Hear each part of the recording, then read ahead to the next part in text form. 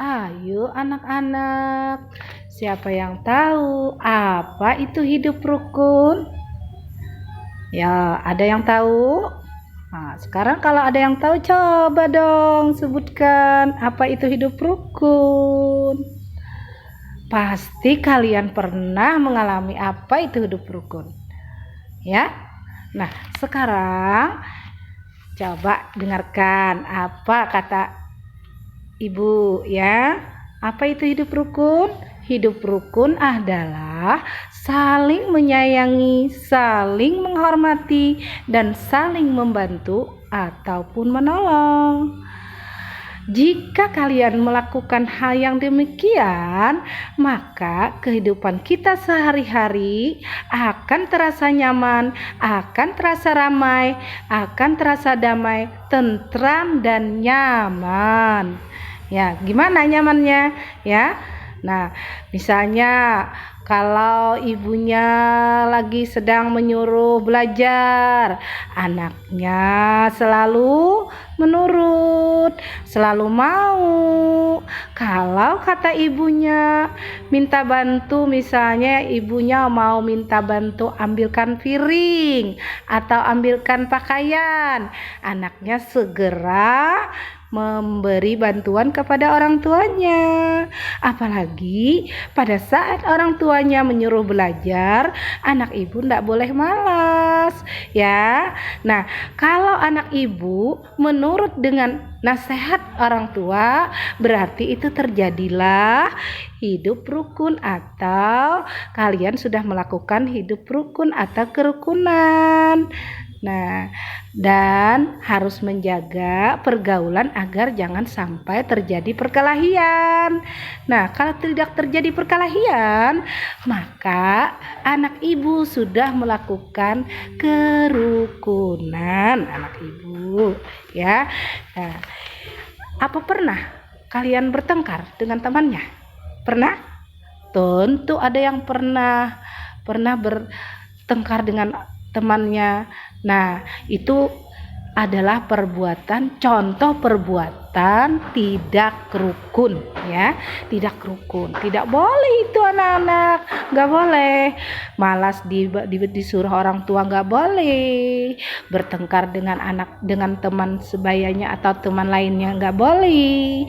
Kalian harus rukun itu gimana? Harus saling menyayangi, harus saling membantu, harus saling menghormati agar terjadilah kerukunan, terjadilah kedamaian, sehingga suasana kelas, suasana di dalam rumah selalu dalam keadaan tenang, damai, ramai, tentram, dan nyaman. Betul ndak? Betul tidak anak-anak? Iya, betul. Apapun yang akan kita lakukan, jika kita saling menolong, saling membantu, saling menghargai, dan saling menghormati, maka keadaan kita dalam keadaan sehari-hari tentu akan terasa lebih semangat, baik dalam belajar, baik dalam bermain maupun membantu orang tua. Harus saling menyayangi, harus harus menuruti perintah orang tua. Nah, apalagi ada tugas sekolah. Kalau tugas sekolah sudah diberikan oleh ibu gurunya, diberikan PR, maka laksanakanlah dengan tertib. Ya, pelajaran dulu yang dikerjakan baru bermain. Nah, sehingga kalian merasa tenang karena tugasnya sudah dikerjakan. Maka juga itu merupakan salah satu contoh hidup rukun. Nah, bersama guru di sekolah, orang tua senang, guru di sekolah senang, dan diri kita sendiri juga merasa tenang karena tugasnya sudah dikerjakan. Nah, itu adalah merupakan salah satu contoh hidup rukun. Nah, yang tidak rukun Bang bagaimana? Ya kayak apa? Nah, yang tidak rukun tadi ya misalnya suka berkelahi dengan temannya, mengganggu temannya.